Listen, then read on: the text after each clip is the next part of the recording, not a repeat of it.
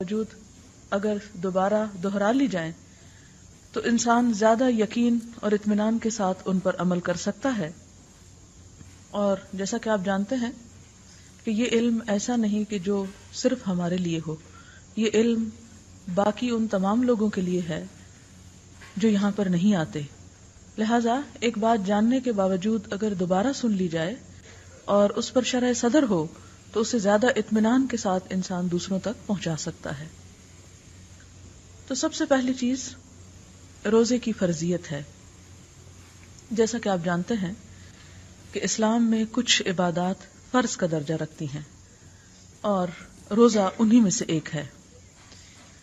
روزے کی فرضیت قرآن پاک سے بھی ثابت ہے اور سنت رسول صلی اللہ علیہ وسلم سے بھی.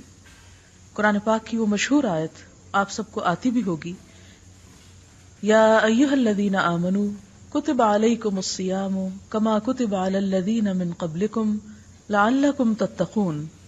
اے لوگو جو ایمان لائے ہو، تم پر روزے فرض کیے گئے جیسا کہ ان لوگوں پر فرض کیے گئے تھے جو تم سے پہلے گزرے تاکہ تم بچ جاؤ. گویا روزہ ایک ایسی عبادت ہے جو صرف امت محمد صلی اللہ علیہ وسلم کے لیے ہی فرض نہیں بلکہ اس سے پہلے لوگوں پر بھی، یعنی پہلی قوموں پر بھی روزے فرض کیے گئے. اور روزے کی غرض و غایت کیا بتائی گئی کہ تم بچ جاؤ. تتقون، جیسا کہ آپ سب جانتے ہیں کہ تقوی کا لفظی معنی، لغوی معنی بچنا ہے. کس سے بچ جاؤ؟ گناہوں سے بچ جاؤ. انسان جب روزہ رکھ کر حلال چیزوں سے بچتا ہے تو یہ بچنے کی پریکٹس انسان کو حرام سے بھی بچنے کی قوت اور ہمت دیتی ہے. اور دوسرا معنی یہ کہ آخرت میں عذاب سے بچ جاؤ، دنیا میں گناہوں سے بچ کر آخرت کے عذاب سے بچ سکو. یعنی اس روزے کا فائدہ خود تم ہی کو ہوگا. روزے کی فرضیت کے بارے میں نبی اکرم صلی اللہ علیہ وسلم نے فرمایا، ان ابن عمر رضی اللہ عنہما قال قال رسول اللہ صلی اللہ علیہ وسلم بنی الاسلام علی خمس شہادت ان لا الہ الا اللہ وان محمدا عبدہ ورسولہ واقام الصلاۃ وایتاء الزکاۃ والحج وصوم رمضان متفق علیہ. حضرت عبداللہ بن عمر رضی اللہ تعالی عنہ کہتے ہیں کہ رسول اللہ صلی اللہ علیہ وسلم نے فرمایا، اسلام کی بنیاد 5 چیزوں پر ہے. نمبر 1 کلمہ شہادت، اشہد ان لا الہ الا اللہ واشہد ان محمدا عبدہ ورسولہ. نمبر 2 نماز قائم کرنا. نمبر 3 زکوٰۃ ادا کرنا. نمبر 4 حج. اور نمبر 5 رمضان کے روزے رکھنا. بنیاد کس کو کہتے ہیں؟ یا یہاں پر جیسا کہ لفظ بنیا استعمال ہوا ہے یعنی بنایا گیا، تو اس کا معنی ہے کہ وہ بنیادی چیز جس کے بغیر کوئی عمارت قائم ہی نہیں رہ سکتی. اس کو آپ پلر سے بھی تشبیہ دے سکتے ہیں، جیسے کہ ایک اور حدیث میں نماز کے بارے میں آتا ہے کہ الصلاۃ عماد الدین، نماز دین کا ستون ہے.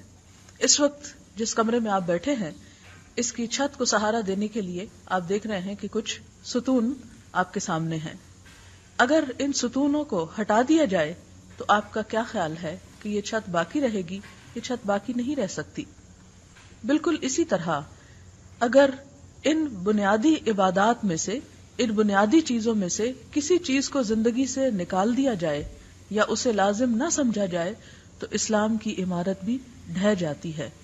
اسلام کی عمارت ڈھہ جانے کا کیا مطلب ہے؟ کہ انسان صحیح طور پر مسلمان نہیں رہتا. مسلمان کوئی شخص کسی مسلمان کے گھر میں پیدا ہونے سے نہیں ہوتا، یا کوئی شخص مسلمانوں جیسا نام رکھ لینے سے مسلمان نہیں ہو جاتا. مسلمان نام ہے کام کرنے کا، عمل کرنے کا. اسی لیے اللہ تعالیٰ قرآن پاک میں فرماتے ہیں کہ یا ایھا الذین آمنوا آمنوا باللہ ورسولہ، اے لوگو جو ایمان لائے ہو، ایمان لاؤ اللہ اور اس کے رسول پر. تو جب ایمان لا چکے تو پھر کیا ایمان لاؤ؟ تو اس کا معنی یہ ہے کہ جس طرح ماننے کا حق ہے، جو کام کہے گئے ہیں انہیں کر کے دکھاؤ. تو ان کاموں میں ایک تو وہ کام ہے جو کرنے کے بعد ہی انسان اسلام کی اس عمارت میں داخل ہوتا ہے، اور وہ ہے لا الہ الا اللہ محمد رسول اللہ. وہ اسلام کا دروازہ ہے، یا اس دروازے کی ایک کنجی ہے. جیسے جنت کی کنجی کے بارے میں آپ نے پڑھا ہوگا کہ جنت کی کنجی کیا ہے؟ لا الہ الا اللہ. وہ اس کے بغیر نہیں کھلے گی. اسی طرح اسلام کا دروازہ بھی لا الہ الا اللہ کے بغیر نہیں کھلتا. انسان جب اس کمرے کے اندر آ جاتا ہے تو کچھ چیزیں بنیادوں کی حیثیت رکھتی ہیں، کچھ دیواریں ہیں، کوئی چھت ہے، کوئی اس کے اندر پڑا ہوا مختلف طرح کا سامان ہے. بالکل اسی طرح اسلام میں بھی کچھ چیزیں بنیادیں ہیں، اور ان بنیادوں میں یہی عبادات ہیں جس کا ابھی ذکر کیا گیا. کچھ چیزیں جو ہیں وہ اس کی سجاوٹ سے تعلق رکھتی ہیں جیسے اخلاق وغیرہ، کچھ اور چیزیں جو ہیں وہ اس کے باقی سٹرکچر کو کور کرتی ہیں جیسے احکام وغیرہ. ان تمام چیزوں کو اگر پورا کیا جائے تو ہی اسلام کی ایک بہترین عمارت قائم ہوتی ہے. اسی میں روزہ ہے. روزے کی فرضیت جو ہے یہ کب سے ہوتی ہے؟ رمضان المبارک کا جب چاند نظر آتا ہے جب سے روزہ فرض ہوتا ہے. یعنی اگر رمضان کے علاوہ مثلاً شوال میں، مثلاً ذیقعد میں، مثلاً ذوالحج میں کوئی شخص پورے مہینے کے روزے رکھے تو اس کا فرض ادا نہیں ہوتا. نفلی روزے تو انسان پورے سال میں کسی وقت بھی رکھ سکتا ہے، لیکن فرض کی ادائیگی کے لیے کیا ضروری ہے کہ رمضان ہی کے مہینے میں روزے رکھے. اس کے لیے حدیث میں آتا ہے ان ابی ہریرہ رضی اللہ عنہ قال قال رسول اللہ صلی اللہ علیہ وسلم اذا دخل رمضان فتحت ابواب الجنہ وغلقت ابواب جہنم وسلسلت الشیاطین. متفق علیہ. اس مہینے کی فضیلت کیا ہے کہ جس میں روزے فرض کیے گئے؟ حضرت ابو ہریرہ سے روایت ہے کہ رسول اللہ صلی اللہ علیہ وسلم نے فرمایا جب رمضان آتا ہے تو جنت کے دروازے کھول دیے جاتے ہیں، جہنم کے دروازے بند کر دیے جاتے ہیں اور شیاطین قید کر دیے جاتے ہیں. اسے بخاری اور مسلم نے روایت کیا ہے. یعنی رمضان کے اندر روزہ رکھنے کی فضیلت اس لیے بھی ہے کہ رمضان کی اپنی ایک فضیلت ہے. جس طرح ذوالحج کی اپنی ایک فضیلت ہے کہ اس میں بھی انسان ایک عبادت کا بہت بڑا فریضہ ادا کرتا ہے، اسی طرح رمضان کی بھی. اور اس کی فضیلت میں کیا کچھ ہے کہ جنت کے دروازے کھول دیے جاتے ہیں. یعنی انسانوں کے دل میں ایسے کاموں کا ایک خاص شوق پیدا کیا جاتا ہے کہ بندوں کا دل نیکی کی طرف لگتا ہے. آپ ذرا تھوڑی دیر کے لیے غور کریں کہ اگر یہ آج کا دن رمضان کا نہ ہوتا اور یہ رات رمضان کی نہ ہوتی تو کیا ہم سب یہاں بیٹھ سکتے تھے؟ ہمارا اس طرف آنے کو دل بھی نہ چاہتا. سچی بات ہے کہ اس طرف رخ کرنے کو بھی دل نہ چاہتا. یہ کیا چیز ہے جو اس وقت ہم سب کو یہاں جمع کیے ہوئے ہے، اور ہم اپنی خوشی کے ساتھ اپنے سب کام، گھر بار، ہر چیز چھوڑ کر پوری محبت اور دل جمی کے ساتھ یہاں پر بیٹھے ہیں. تو یہ اللہ کی رحمت ہے اور اللہ تعالیٰ کی دی ہوئی خاص توفیق ہے جو اس مہینے میں بندوں کو ملتی ہے تاکہ بندے نیکی کے عادی ہو جائیں. آپ دیکھیں کہ پہلا قدم اٹھانا ہمیشہ مشکل ہوا کرتا ہے، لیکن جب اللہ تعالیٰ کی خاص رحمت ہوتی ہے اور انسان وہ قدم اٹھا لیتا ہے اور نیکی کا کچھ عادی ہو جاتا ہے تو پھر سال بھر بھی اس کے لیے نیکی کرنا آسان ہو جاتا ہے. پھر فرمایا کہ جہنم کے دروازے بند کر دیے جاتے، شیاطین قید کر دیے جاتے. شیطانوں کو بھی قید کرنے کا اصل مقصد یہی ہے کہ انسان کو پھر کھل کر اپنے اون پر نیکی کرنے کی توفیق ہو. یعنی وہ نیگیٹو فورسز جو اس کو نیکی کرنے سے روکتی ہیں، باز رکھتی ہیں، ان کو پکڑ لیا جائے. اور اس طرح انسان کا ایک اور امتحان بھی ہوتا ہے کہ اب اسے اور تو کوئی باہر کی بیرونی کوئی فورس نہیں جو اسے اچھے کام سے روکے، لیکن جو اس کے اندر کی اگر نفس یا اس کی خواہشات اسے نیکی کی طرف آنے نہیں دیتی تو وہ انسان کی پھر انتہا درجے کی بدبختی ہے. اس مہینے کی فضیلت اس بات سے بھی پتہ چلتی ہے کہ اس میں اگر عمرہ کیا جائے تو اس کا ثواب حج کے برابر ہوتا ہے. ان عطاء رحمہ اللہ قال سمعت ابن عباس رضی اللہ عنہما یحدثنا قال قال رسول اللہ صلی اللہ علیہ وسلم لامرأة من الانصار سماها ابن عباس رضی اللہ عنہما فنسیت اسمها ما منعك ان تحجی معنا قالت لم يكن لنا الا نادخان فحج ابو ولدها وابنها على نادح وترك لنا نادحا تندح عليه قال فاذا جاء رمضان فاعتمري فان عمرة فيه تعدل حجة رواہ مسلم. حضرت عطا رضی اللہ تعالیٰ عنہ کہتے ہیں کہ میں نے عبداللہ بن عباس سے سنا کہ نبی صلی اللہ علیہ وسلم نے انصار کی ایک عورت ام سنان سے فرمایا. عبداللہ بن عباس رضی اللہ تعالیٰ عنہ نے اس کا نام بھی لیا، لیکن یہ راوی کہتے ہیں میں بھول گیا، ان کا نام ام سنان تھا. تم ہمارے ساتھ حج پر کیوں نہیں چلتی؟ عورت نے عرض کیا ہمارے پاس صرف 2 اونٹ تھے، ایک پر میرا شوہر اور بیٹا دونوں حج کے لیے گئے ہیں، اب ایک اونٹ گھر میں ہے جس پر ہم پانی وغیرہ لاتے ہیں.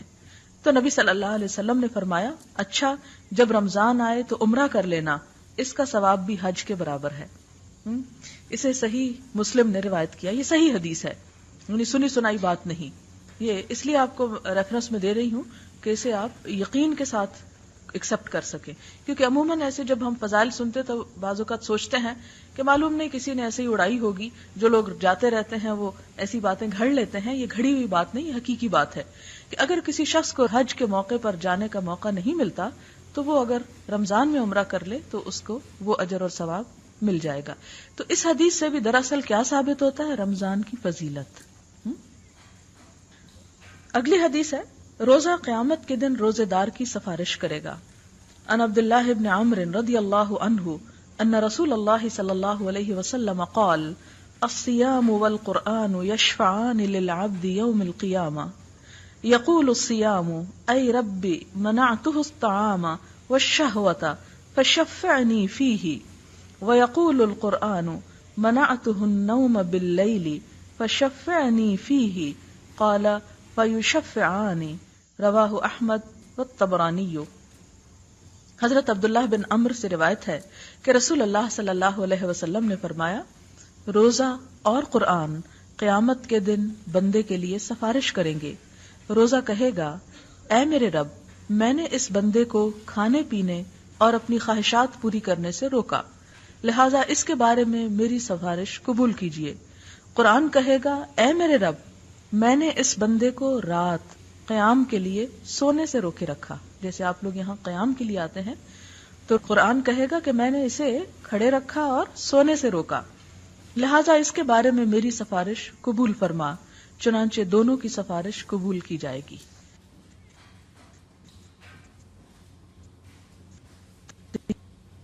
یہ بھی ایک ہے دن میں ہوتی. روزے کا اجر بے حساب ہے. ان ابی ہریرہ، میں عربی حدیثیں اس لیے پڑھتی ہوں کہ یہ نبی صلی اللہ علیہ وسلم کی زبان سے نکلے ہوئے الفاظ ہیں. ہمیں یہ موقع تو نہ ملا کہ ہم آپ کے منہ سے سنتے اور آپ کی مجلس میں سنتے، لیکن الحمدللہ یہ الفاظ محفوظ ہیں اور ہم انہیں دہرا کر بھی کچھ اس دور کا تصور کر سکتے ہیں. قال رسول اللہ صلی اللہ علیہ وسلم کل عمل ابن آدم یضاعف الحسنۃ بعشر امثالها الى 700 ضعف. قال اللہ تعالی الا الصوم فانه لي وانا اجزی به يدع شهوته وطعامه من اجلی. للصائم فرحتان، فرحة عند فطره وفرحة عند لقاء ربه. ولخلوف فم الصائم اطيب عند الله من ريح المسك والصيام جنة. فإذا كان يوم صوم أحدكم فلا يرفث ولا يسخب فإن سابه أحد أو قاتله فليقل إن امرؤ صائم. متفق علیہ. حضرت ابو ہریرہ رضی اللہ تعالیٰ عنہ کہتے ہیں کہ رسول اللہ صلی اللہ علیہ وسلم نے فرمایا آدمی کے ہر نیک عمل کا ثواب 10 گنا سے لے کر 700 گنا تک نیت اور خلوص کے مطابق بڑھتا رہتا ہے یا بڑھا دیا جاتا ہے. لیکن روزے کے ثواب کے بارے میں اللہ تعالیٰ فرماتے ہیں کہ یہ میرے لیے ہے اور میں ہی اس کی جزا دوں گا، یعنی بتایا ہی نہیں. اور آپ دیکھیں کہ اللہ تعالیٰ کی ذات کتنی بلند ہے، کتنی عظیم الشان ہے، کتنی بادشاہ ہے کہ جب وہ دینے پہ آئے تو اس کے خزانے تو کبھی کم نہیں ہوتے. تو گویا اس نے روزے کے ثواب کو ان گنت بتایا کہ ایک بندہ جسے کاؤنٹ بھی نہیں کر سکتا. اور یہ کیوں؟ اس لیے کہ روزہ ایک ایسی عبادت ہے جس کا تعلق صرف رب اور بندے سے ہوتا ہے. تیسرا بیچ میں کوئی بھی نہیں بتا سکتا کہ کوئی شخص روزے سے ہے یا نہیں. مثلا ایک شخص نے بظاہر لوگوں کے سامنے روزہ رکھا ہوا ہے، لیکن چھپ کر کوئی ایسا کام کر لیتا ہے کہ جس سے روزہ ساقط ہو جائے تو کوئی بھی اسے کوئی سزا نہیں دے سکتا. اسی طرح اگر ایک شخص انتہائی تکلیف، پیاس، بھوک کے ہوتے ہوئے بھی کچھ نہیں کھاتا جبکہ اسے کوئی دیکھ نہیں رہا، صرف وہ اپنے رب سے ڈرتا ہے، تو دراصل یہ ایک ایسی عبادت ہے جو ہر طرح کی ریاکاری سے پاک ہو جاتی. آپ نماز پڑھتے ہیں تو کوئی آپ کو دیکھ لیتا ہے. اسی طرح آپ حج پہ جائیں تو سب کو پتہ چل جاتا ہے. آپ کسی کو زکوٰۃ دیں تو جس کو آپ دیں گے اسے پتہ چل جائے گا. لیکن روزہ، اگر آپ روزے سے ہیں تو کوئی نہیں جان سکتا کہ آپ کس حال میں واقعی ہیں یا نہیں سوائے آپ کے رب کے. اسی لیے اس کی جزا اللہ تعالی خود دیں گے. روزہ دار اپنی ساری خواہشات اور کھانا پینا صرف میری خاطر چھوڑتا ہے. روزہ دار کو دو خوشیاں حاصل ہوتی ہیں. ایک خوشی افطار کے وقت، خاص انتظار ہوتا ہے نا اچھا کتنے منٹ باقی، اور دوسری خوشی اپنے رب سے ملاقات کے وقت. اور یہ اس سے بھی بڑی خوشی ہوگی. جیسا کہ آپ جانتے ہیں کہ جب ایک انسان اپنے رب کو سامنے دیکھے گا تو جنت کی بھی ہر نعمت اس کے سامنے ہیچ ہو جائے گی، حقیر ہو جائے گی. ایک حدیث میں آتا ہے کہ بندہ جب اللہ تعالیٰ کے پاس پہنچیں گے سب جنت والے جنت میں، تو اللہ تعالیٰ پھر ان سے پوچھ اچھا ابھی کچھ اور چاہیے؟ تو جو کوئی مانگے گا اسے سب کچھ دے دیا جائے گا. پھر اس کے بعد اللہ تعالیٰ اپنا دیدار کروائے، اور جب دیدار کروائیں گے تو جنت والوں کو وہ ہر چیز بھول جائے گی جو انہوں نے پہلے مانگ رکھی ہوگی یا لے رکھی ہوگی. حالانکہ جنت خود کیا چیز ہے جس کے بارے میں آتا ہے کہ کسی آنکھ نے دیکھی ہی نہیں وہ جگہ، کسی کان نے اس کے بارے میں سنا ہی نہیں، اور کوئی دماغ اس کا سوچ بھی نہیں سکتا، یعنی کسی کے تخیل میں بھی نہیں گزر سکتا. اتنا حسن ہے اس میں. تو پھر اس کے مقابلے میں رب کا حسن، اس وقت جو انسان کو خوشی ہوگی. اور پھر آپ دیکھیں کہ یہ تو دیدار کی خوشی ہے، یہاں ملاقات کی خوشی بھی ہے. آپ کو پتا ہے کہ ہر شخص اپنے رب سے ملاقات کرنے والا ہے، جیسے قرآن پاک میں آتا ہے یا ایھا الانسان انک کادح الی ربک کدحا فملاقیہ، کہ اے انسان تو کشا کشا اپنے رب کی طرف چلتا جا رہا ہے، پھر اس سے ملاقات کرنے والا ہے. تو وہ حشر کا میدان جس میں سب سے پہلے انسان رب کے سامنے جا کھڑا ہوگا، تو روزہ دار اس وقت خوش کر دیا جائے گا، اسے گھبراہٹ اور خوف نہیں ہوگا، وہ پورے اطمینان کے ساتھ اپنے رب سے ملاقات کرے گا. تو یہ ایک بہت بڑی سعادت ہے جو اس مشقت کے بعد ہی انسان کو ملتی ہے. مزید آپ نے فرمایا کہ روزہ دار کے منہ کی بو اللہ تعالیٰ کو مسک کی خوشبو سے بھی زیادہ پسند ہے. نیز آپ نے فرمایا کہ روزہ گناہوں سے بچنے کے لیے ڈھال ہے، لہٰذا جب کسی کا روزہ ہو تو کوئی فحش بات نہ کرے، کوئی بےہودہ بات نہ کرے. اگر کوئی اسے برا کہے یا لڑنے کی کوشش کرے تو اسے کہہ دے کہ میں روزہ دار ہوں. اسے بخاری اور مسلم نے روایت کیا ہے. تو اس سے کیا پتہ چلتا ہے کہ روزہ ڈھال ہے. ڈھال کیا کرتی ہے؟ تلوار کے وار کو روکتی، انسان کو ہلاک ہونے سے بچاتی. تو اسی طرح روزہ بھی انسان کو ایک تو برائیوں سے بچاتا ہے اور دوسرا ہلاکت میں، خسارے میں جانے سے روکتا ہے، کیونکہ برائیاں ہی دراصل انسان کے لیے ہلاکت کا دروازہ کھولتی ہیں. اور آخری حدیث عن سہل بن سعد رضی اللہ عنہ قال قال رسول اللہ صلی اللہ علیہ وسلم ان فی الجنة 8 ابواب فیہا باب یسمى الریان لا يدخله الا الصائمون متفق علیہ. حضرت سہل بن سعد کہتے ہیں کہ رسول اللہ صلی اللہ علیہ وسلم نے فرمایا جنت کے 8 دروازے ہیں، ان میں سے ایک کا نام ریان ہے، اس سے صرف روزہ دار ہی داخل ہوں گے. اسے بخاری اور مسلم نے روایت کیا ہے. یعنی خاص اہتمام ہوگا ان لوگوں کے استقبال کا جو روزے کا اہتمام کرتے ہیں. تو اللہ کرے کہ ہمارے روزے بھی ایسے ہوں جو ہمارے رب کو پسند آ جائیں. وآخر دعوانا ان الحمدللہ رب العالمین. سبحانک اللہم و بحمدک نشہد ان لا الہ الا انت نستغفرک و نتوب الیک.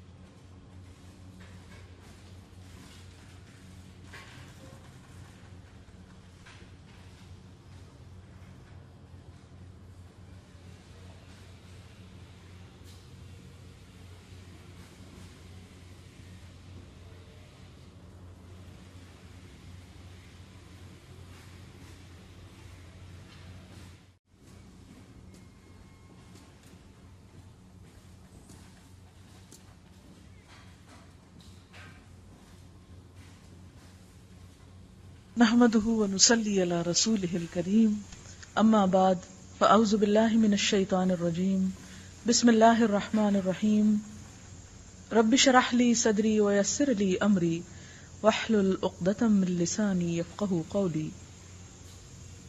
آج سے میں کچھ احادیث رمضان کے بارے میں، روزے کی فرضیت کے بارے میں اور روزے سے متعلقہ مسائل کے بارے میں بیان کروں گی. آپ میں سے بہت سے لوگ ان احادیث سے واقف بھی ہوں گے. کچھ چیزیں یاد ہونے کے باوجود اگر دوبارہ دہرا لی جائیں تو انسان زیادہ یقین اور اطمینان کے ساتھ ان پر عمل کر سکتا ہے.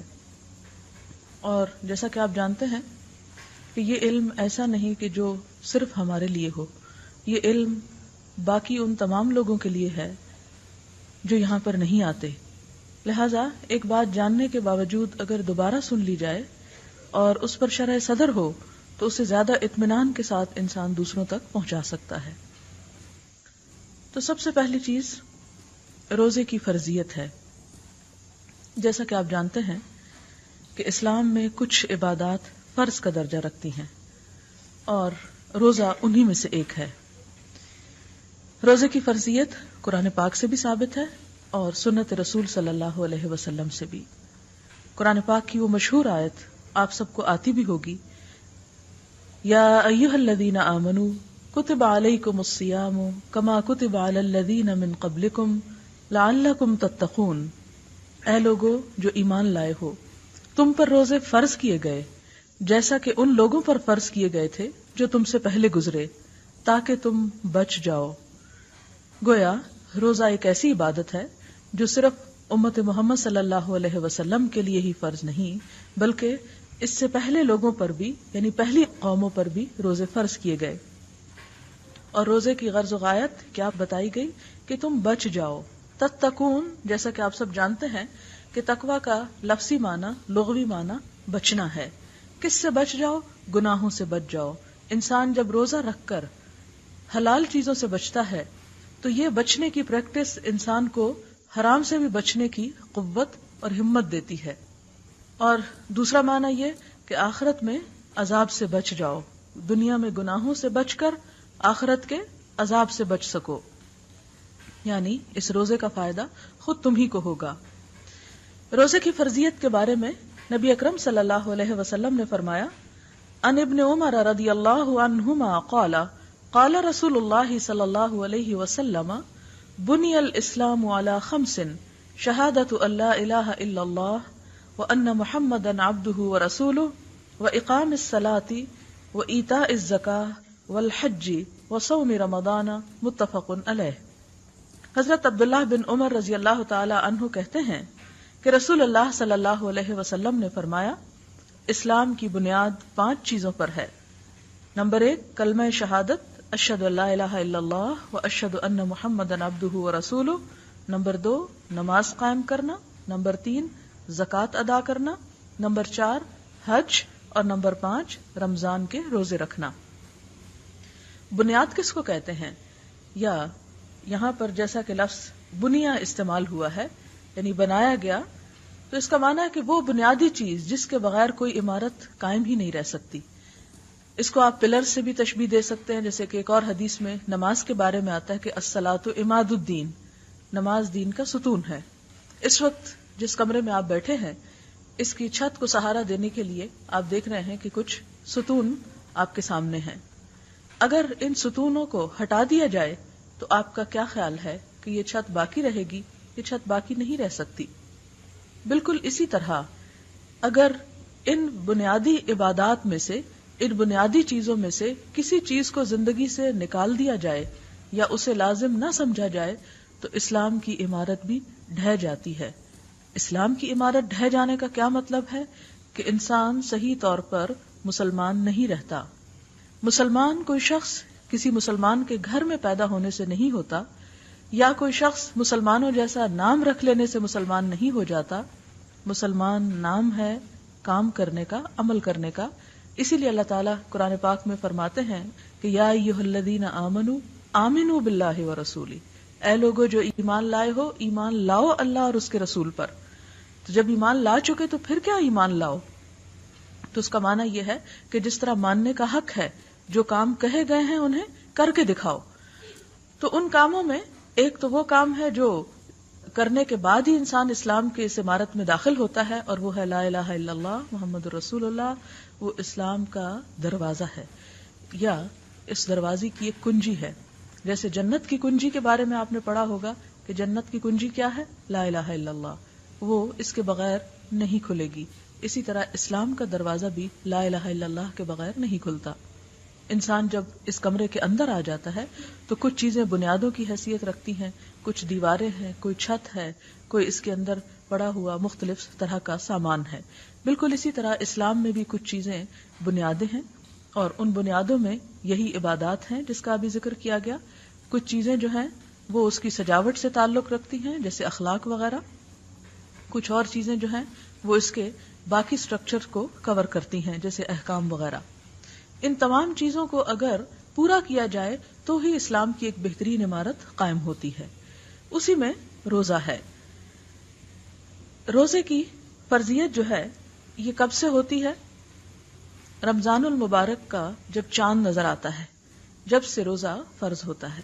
یعنی اگر رمضان کے علاوہ مثلا شوال میں، مثلا ذیقعد میں، مثلا ذوالحج میں کوئی شخص پورے مہینے کے روزے رکھے تو اس کا فرض ادا نہیں ہوتا. نفلی روزے تو انسان پورے سال میں کسی وقت بھی رکھ سکتا ہے، لیکن فرض کی ادائیگی کے لیے کیا ضروری ہے کہ رمضان ہی کے مہینے میں روزے رکھے. اس کے لیے حدیث میں آتا ہے ان ابی ہریرہ رضی اللہ عنہ قال قال رسول اللہ صلی اللہ علیہ وسلم اذا دخل رمضان فتحت ابواب الجنہ وغلقت ابواب جہنم وسلسلت الشیاطین. متفق علیہ. اس مہینے کی فضیلت کیا ہے کہ جس میں روزے فرض کیے گئے؟ حضرت ابو ہریرہ سے روایت ہے کہ رسول اللہ صلی اللہ علیہ وسلم نے فرمایا جب رمضان آتا ہے تو جنت کے دروازے کھول دیے جاتے ہیں، جہنم کے دروازے بند کر دیے جاتے ہیں اور شیاطین قید کر دیے جاتے ہیں. اسے بخاری اور مسلم نے روایت کیا ہے. یعنی رمضان کے اندر روزہ رکھنے کی فضیلت اس لیے بھی ہے کہ رمضان کی اپنی ایک فضیلت ہے. جس طرح ذوالحج کی اپنی ایک فضیلت ہے کہ اس میں بھی انسان ایک عبادت کا بہت بڑا فریضہ ادا کرتا ہے، اسی طرح رمضان کی بھی. اور اس کی فضیلت میں کیا کچھ ہے کہ جنت کے دروازے کھول دیے جاتے ہیں. یعنی انسانوں کے دل میں ایسے کاموں کا ایک خاص شوق پیدا کیا جاتا ہے کہ بندوں کا دل نیکی کی طرف لگتا ہے. آپ ذرا تھوڑی دیر کے لیے غور کریں کہ اگر یہ آج کا دن رمضان کا نہ ہوتا اور یہ رات رمضان کی نہ ہوتی تو کیا ہم سب یہاں بیٹھ سکتے تھے؟ ہمارا اس طرف آنے کو دل بھی نہ چاہتا. سچی بات ہے کہ اس طرف رخ کرنے کو بھی دل نہ چاہتا. یہ کیا چیز ہے جو اس وقت ہم سب کو یہاں جمع کیے ہوئے ہے اور ہم اپنی خوشی کے ساتھ اپنے سب کام گھر بار ہر چیز چھوڑ کر پوری محبت اور دل جمی کے ساتھ یہاں پر بیٹھے ہیں. تو یہ اللہ کی رحمت ہے اور اللہ تعالیٰ کی دی ہوئی خاص توفیق ہے جو اس مہینے میں بندوں کو ملتی ہے تاکہ بندے نیکی کے عادی ہو جائیں. آپ دیکھیں کہ پہلا قدم اٹھانا ہمیشہ مشکل ہوا کرتا ہے، لیکن جب اللہ تعالیٰ کی خاص رحمت ہوتی ہے اور انسان وہ قدم اٹھا لیتا ہے اور نیکی کا کچھ عادی ہو جاتا ہے تو پھر سال بھر بھی اس کے لیے نیکی کرنا آسان ہو جاتا ہے. پھر فرمایا کہ جہنم کے دروازے بند کر دیے جاتے، شیاطین قید کر دیے جاتے. شیطانوں کو بھی قید کرنے کا اصل مقصد یہی ہے کہ انسان کو پھر کھل کر اپنے اون پر نیکی کرنے کی توفیق ہو. یعنی وہ نیگیٹو فورسز جو اس کو نیکی کرنے سے روکتی ہیں، باز رکھتی ہیں، ان کو پکڑ لیا جائے.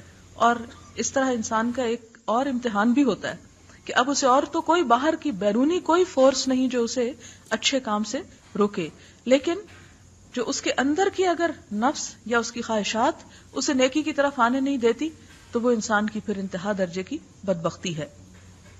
اس مہینے کی فضیلت اس بات سے بھی پتہ چلتی ہے کہ اس میں اگر عمرہ کیا جائے تو اس کا ثواب حج کے برابر ہوتا ہے.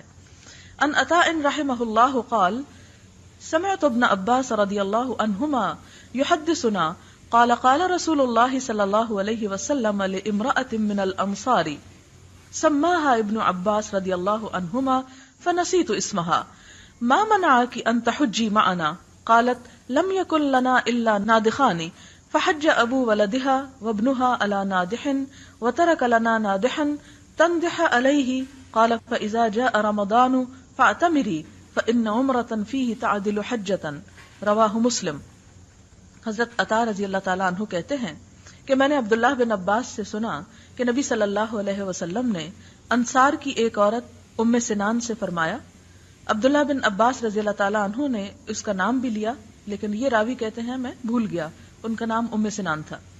تم ہمارے ساتھ حج پر کیوں نہیں چلتی؟ عورت نے عرض کیا ہمارے پاس صرف 2 اونٹ تھے، ایک پر میرا شوہر اور بیٹا دونوں حج کے لیے گئے ہیں، اب ایک اونٹ گھر میں ہے جس پر ہم پانی وغیرہ لاتے ہیں. تو نبی صلی اللہ علیہ وسلم نے فرمایا اچھا جب رمضان آئے تو عمرہ کر لینا، اس کا ثواب بھی حج کے برابر ہے. اسے صحیح مسلم نے روایت کیا. یہ صحیح حدیث ہے، یعنی سنی سنائی بات نہیں. یہ اس لیے آپ کو ریفرنس میں دے رہی ہوں کہ اسے آپ یقین کے ساتھ ایکسپٹ کر سکیں. کیونکہ عموماً ایسے جب ہم فضائل سنتے تو بعض اوقات سوچتے ہیں کہ معلوم نہیں کسی نے ایسے ہی اڑائی ہوگی، جو لوگ جاتے رہتے ہیں وہ ایسی باتیں گھڑ لیتے ہیں. یہ گھڑی ہوئی بات نہیں، یہ حقیقی بات ہے کہ اگر کسی شخص کو حج کے موقع پر جانے کا موقع نہیں ملتا تو وہ اگر رمضان میں عمرہ کر لے تو اس کو وہ اجر اور ثواب مل جائے گا. تو اس حدیث سے بھی دراصل کیا ثابت ہوتا ہے؟ رمضان کی فضیلت. اگلی حدیث ہے روزہ قیامت کے دن روزے دار کی سفارش کرے گا. ان عبداللہ ابن عمرو رضی اللہ عنہ ان رسول اللہ صلی اللہ علیہ وسلم قال الصيام والقرآن يشفعان للعبد يوم القيامة يقول الصيام أي ربي منعته الطعام والشهوة فشفعني فيه ويقول القرآن منعته النوم بالليل فشفعني فيه قال فيشفعان رواہ احمد والطبرانی. حضرت عبداللہ بن عمرو سے روایت ہے کہ رسول اللہ صلی اللہ علیہ وسلم نے فرمایا روزہ اور قرآن قیامت کے دن بندے کے لیے سفارش کریں گے. روزہ کہے گا اے میرے رب میں نے اس بندے کو کھانے پینے اور اپنی خواہشات پوری کرنے سے روکا، لہذا اس کے بارے میں میری سفارش قبول کیجیے. قرآن کہے گا اے میرے رب میں نے اس بندے کو رات قیام کے لیے سونے سے روکے رکھا. جیسے آپ لوگ یہاں قیام کے لیے آتے ہیں تو قرآن کہے گا کہ میں نے اسے کھڑے رکھا اور سونے سے روکا، لہذا اس کے بارے میں میری سفارش قبول فرما. چنانچہ دونوں کی سفارش قبول کی جائے گی. تو یہ بھی ایک بہت بڑی فضیلت ہے جو دن میں روزہ رکھنے اور رات کو تراویح پڑھنے سے انسان کو حاصل ہوتی ہے. روزے کا اجر بے حساب ہے. ان ابی ہریرہ، میں عربی حدیثیں اس لیے پڑھتی ہوں کہ یہ نبی صلی اللہ علیہ وسلم کی زبان سے نکلے ہوئے الفاظ ہیں. ہمیں یہ موقع تو نہ ملا کہ ہم آپ کے منہ سے سنتے اور آپ کی مجلس میں سنتے، لیکن الحمدللہ یہ الفاظ محفوظ ہیں اور ہم انہیں دہرا کر بھی کچھ اس دور کا تصور کر سکتے ہیں. قال رسول اللہ صلی اللہ علیہ وسلم کل عمل ابن آدم یضاعف الحسنۃ بعشر امثالها الى 700 ضعف. قال اللہ تعالی الا الصوم فانه لي وانا اجزي به يدع شهوته وطعامه من اجلي للصائم فرحتان فرحة عند فطره وفرحة عند لقاء ربه ولخلوف فم الصائم اطيب عند الله من ريح المسك والصيام جنة فاذا كان يوم صوم احدكم فلا يرفث ولا يسخب فإن سابه أحد أو قاتله فليقل إن امرؤ صائم. متفق علیہ. حضرت ابو ہریرہ رضی اللہ تعالیٰ عنہ کہتے ہیں کہ رسول اللہ صلی اللہ علیہ وسلم نے فرمایا آدمی کے ہر نیک عمل کا ثواب 10 گنا سے لے کر 700 گنا تک نیت اور خلوص کے مطابق بڑھتا رہتا ہے یا بڑھا دیا جاتا ہے. لیکن روزے کے ثواب کے بارے میں اللہ تعالیٰ فرماتے ہیں کہ یہ میرے لیے ہے اور میں ہی اس کی جزا دوں گا، یعنی بتایا ہی نہیں. اور آپ دیکھیں کہ اللہ تعالیٰ کی ذات کتنی بلند ہے، کتنی عظیم الشان ہے، کتنی بادشاہ ہے کہ جب وہ دینے پہ آئے تو اس کے خزانے تو کبھی کم نہیں ہوتے. تو گویا اس نے روزے کے ثواب کو ان گنت بتایا کہ ایک بندہ جسے کاؤنٹ بھی نہیں کر سکتا. اور یہ کیوں؟ اس لیے کہ روزہ ایک ایسی عبادت ہے جس کا تعلق صرف رب اور بندے سے ہوتا ہے. تیسرا بیچ میں کوئی بھی نہیں بتا سکتا کہ کوئی شخص روزے سے ہے یا نہیں. مثلا ایک شخص نے بظاہر لوگوں کے سامنے روزہ رکھا ہوا ہے لیکن چھپ کر کوئی ایسا کام کر لیتا ہے کہ جس سے روزہ ساقط ہو جائے تو کوئی بھی اسے کوئی سزا نہیں دے سکتا. اسی طرح اگر ایک شخص انتہائی تکلیف، پیاس، بھوک کے ہوتے ہوئے بھی کچھ نہیں کھاتا جبکہ اسے کوئی دیکھ نہیں رہا، صرف وہ اپنے رب سے ڈرتا ہے، تو دراصل یہ ایک ایسی عبادت ہے جو ہر طرح کی ریاکاری سے پاک ہو جاتی. آپ نماز پڑھتے ہیں تو کوئی آپ کو دیکھ لیتا ہے. اسی طرح آپ حج پہ جائیں تو سب کو پتہ چل جاتا ہے. آپ کسی کو زکات دیں تو جس کو آپ دیں گے اسے پتہ چل جائے گا. لیکن روزہ، اگر آپ روزے سے ہیں تو کوئی نہیں جان سکتا کہ آپ کس حال میں واقعی ہیں یا نہیں سوائے آپ کے رب کے. اسی لیے اس کی جزا اللہ تعالی خود دیں گے. روزہ دار اپنی ساری خواہشات اور کھانا پینا صرف میری خاطر چھوڑتا ہے. روزہ دار کو 2 خوشیاں حاصل ہوتی ہیں. ایک خوشی افطار کے وقت، خاص انتظار ہوتا ہے نا اچھا کتنے منٹ باقی، اور دوسری خوشی اپنے رب سے ملاقات کے وقت. اور یہ اس سے بھی بڑی خوشی ہوگی. جیسا کہ آپ جانتے ہیں کہ جب ایک انسان اپنے رب کو سامنے دیکھے گا تو جنت کی بھی ہر نعمت اس کے سامنے ہیچ ہو جائے گی، حقیر ہو جائے گی. ایک حدیث میں آتا ہے کہ بندہ جب اللہ تعالیٰ کے پاس پہنچیں گے سب جنت والے جنت میں، تو اللہ تعالیٰ پھر ان سے پوچھ اچھا ابھی کچھ اور چاہیے؟ تو جو کوئی مانگے گا اسے سب کچھ دے دیا جائے گا. پھر اس کے بعد اللہ تعالیٰ اپنا دیدار کروائے، اور جب دیدار کروائیں گے تو جنت والوں کو وہ ہر چیز بھول جائے گی جو انہوں نے پہلے مانگ رکھی ہوگی یا لے رکھی ہوگی. حالانکہ جنت خود کیا چیز ہے جس کے بارے میں آتا ہے کہ کسی آنکھ نے دیکھی ہی نہیں وہ جگہ، کسی کان نے اس کے بارے میں سنا ہی نہیں، اور کوئی دماغ اس کا سوچ بھی نہیں سکتا، یعنی کسی کے تخیل میں بھی نہیں گزر سکتا. اتنا حسن ہے اس میں. تو پھر اس کے مقابلے میں رب کا حسن، اس وقت جو انسان کو خوشی ہوگی. اور پھر آپ دیکھیں کہ یہ تو دیدار کی خوشی ہے، یہاں ملاقات کی خوشی بھی ہے. آپ کو پتا ہے کہ ہر شخص اپنے رب سے ملاقات کرنے والا ہے، جیسے قرآن پاک میں آتا ہے یا ایھا الانسان انک کادح الی ربک کدحا فملاقیہ، کہ اے انسان تو کشا کشا اپنے رب کی طرف چلتا جا رہا ہے، پھر اس سے ملاقات کرنے والا ہے. تو وہ حشر کا میدان جس میں سب سے پہلے انسان رب کے سامنے جا کھڑا ہوگا، تو روزہ دار اس وقت خوش کر دیا جائے گا، اسے گھبراہٹ اور خوف نہیں ہوگا، وہ پورے اطمینان کے ساتھ اپنے رب سے ملاقات کرے گا. تو یہ ایک بہت بڑی سعادت ہے جو اس مشقت کے بعد ہی انسان کو ملتی ہے. مزید آپ نے فرمایا کہ روزے دار کے منہ کی بو اللہ تعالیٰ کو مسک کی خوشبو سے بھی زیادہ پسند ہے. نیز آپ نے فرمایا کہ روزہ گناہوں سے بچنے کے لیے ڈھال ہے، لہٰذا جب کسی کا روزہ ہو تو کوئی فحش بات نہ کرے، کوئی بےہودہ بات نہ کرے.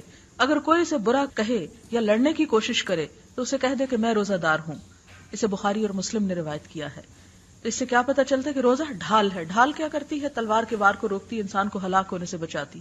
تو اسی طرح روزہ بھی انسان کو ایک تو برائیوں سے بچاتا ہے اور دوسرا ہلاکت میں، خسارے میں جانے سے روکتا ہے، کیونکہ برائیاں ہی دراصل انسان کے لیے ہلاکت کا دروازہ کھولتی ہیں. اور آخری حدیث عن سہل بن سعد رضی اللہ عنہ قال قال رسول اللہ صلی اللہ علیہ وسلم ان فی الجنة 8 ابواب فیہا باب یسمى الریان لا يدخله الا الصائمون